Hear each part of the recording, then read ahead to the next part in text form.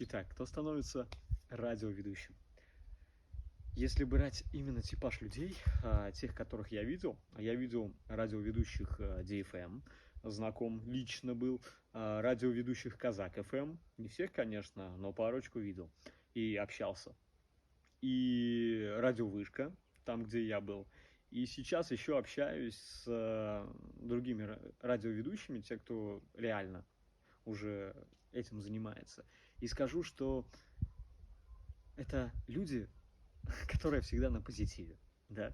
То есть это не какой-то у них сценический образ, они реально видят этот мир в цвете солнца. Всегда все хорошо, всегда все отлично, всегда все позитивно. И вот этот свой позитив они через микрофон передают другим людям. Мне кажется, по-другому просто радиоведущим быть просто бесполезно. Если, конечно, это не радиоунывание. И то там своя атмосфера.